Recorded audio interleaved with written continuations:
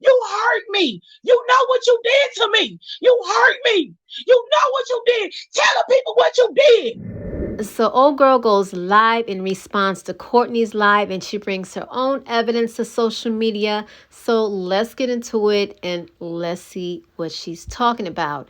Now, she continues to stand firm and states that Courtney is lying despite him taking a lie detector test, and says that these tests can be manipulated. She then goes on to say that the forms of manipulation are that you can go study, you can look up how to pass, you can do voodoo, yes, voodoo, and you can take medicine, and pretty much that anyone can pass a lie detector test.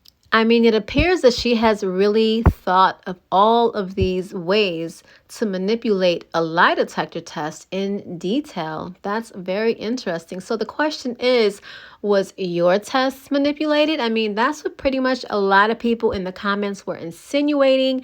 And she became very defensive and said, well, you can look at my Google, but ma'am, we don't have access to your phone. So that wouldn't be a realistic option. But okay, let's proceed. So the evidence that she brought to social media was the alleged ring cam recordings where Courtney can be faintly heard saying, and I quote, bait to see if she was going to bring it out, end quote, and that he knew that it wasn't true, but he wanted to pretty much see if Sharita was going to go for the bait. Now, if you have not heard this recording, you can go to her page and take a listen for yourself. But this video raises a question on why would he give a false report to authorities and pay all of this money for a test if this was all for bait and a lie. I mean, it's one thing to lie to Sharita, but to also lie to the police. So is she insinuating that he falsely gave a report to the police? Because if so, that is a big issue and could clearly damage the whole case. So I'm hoping that's not what he did, and I sincerely believe that's not what he did. Now, I'm just going off of all the evidence from both sides, and I'm kind of leaning towards, yeah, it's looking pretty sunny on this side for Courtney and a little bit cloudy on that side for old girl. But again, I'm just an outsider looking in, and that is just my opinion. So moving right along in her life, she says that Courtney has always been the little boy that cried wolf, and that he is doing all of this because he hates her and wants to end her. So then the question is, why does he allegedly hate her so much? Now, this is a question where she's going to have to really look at herself in the mirror and evaluate her parenting over all these years, because if she feels so strongly about this kid hating her, she needs to look deep within and ask why. Could it be the physical abuse that Courtney has stated in his videos on social media in the past, where he says that he was physically abused since he was 2 years old? So maybe he never felt protected by the one person that was supposed to be his protector. Just some things to think about. And why did he wait after all these years to say something is what she said. Easy. Fear. Fear of not being believed, fear of being judged, fear of the repercussions, fear of being ostracized. Now, she also stated that he has been hating her since he was 5 years old. So if she acknowledged and knew that there was an issue with him as young as 5 years old, why did she not take the responsible route and take accountability of her parenting and try to resolve the problem back then and see what the issue was? Instead of tossing him on to different people to raise them, why did she not be a responsible parent to this kid who was obviously crying out for help, being that he seemed to have gone through so much traumatic things in his life at an early age, and it has continued into his teenage years? So you can't blame the kid all the time. Sometimes you have to take a look at yourself as a parent and be like, damn, where did I drop the ball? Where did I go wrong? So anyways, she says that she will do nothing for him unless he changes and gives his life to God.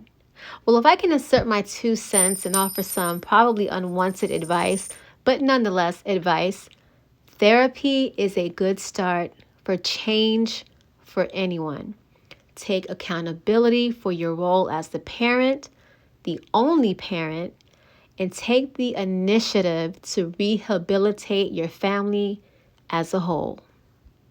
Now, although nobody truly knows what went on that day, besides the 2 individuals that are in question, as spectators, we are just simply gathering data, information, and pretty much giving our own opinions and speculating and insinuating. But the one thing that I have observed from old girl is the victim blaming rampage that she has been on lately. I think it's a manipulative tactic used by some abusers to convince themselves and the victims that the problems lie with the other person and not with them. So it's pretty much a ploy. And it's a very clever and effective ploy. And I think that's very slimy of her to do, especially being that it is her own child. That why would you want to manipulate the situation and not resolve the matter between her and her son? Now, let's also talk about how she is encouraging people to go in his comment section and victim shame him, especially when she has all of these other channels that are also victim shaming him as well. I mean, it's not a good look, especially if you are trying to defend yourself in this situation, but you're steady shaming him on what he feels to be his truth. But instead of taking the matters behind closed doors, instead of personally having a conversation with your child, you are also bringing this to social media. As being the parent, you should be the bigger person and not entertain this going back and forth with social media, because all you are doing is opening the doors for more people to come at him and victim shame your child. Now, that's not a good look for her, especially if she's trying to defend herself. It's like, what are you even doing? Pick up the phone, have a conversation, stop letting it play out back and forth. Like, be the bigger person and lead by example. That's my opinion on that. I hope these two can eventually heal from whatever it is that is going on. The truth will come out, because whatever is done in the dark always comes to the light. And also, I wanted to say that I find it so hilariously funny how all these people are now, they want to throw Bible scriptures out here. Stop throwing Bible scriptures. Stop trying to use the word in vain. Like, it is what it is at the end of the day. Y'all are grown women, and a lot of y'all should really be ashamed of yourself, especially the ones with kids of their own. Because at the end of the day, this is a child that we are talking about, a teenager. He is not a grown 30-year-old man. He's still an adult trying to figure his way in this world. And for y'all to victim shame a child, shame on y'all. And some of y'all claim to be college educated. Well, put on your thinking caps and let's apply that critical thinking skill that we learned in school. Okay? So with that being said, now Courtney did take to social media with a series of posts, and this is what he has to say.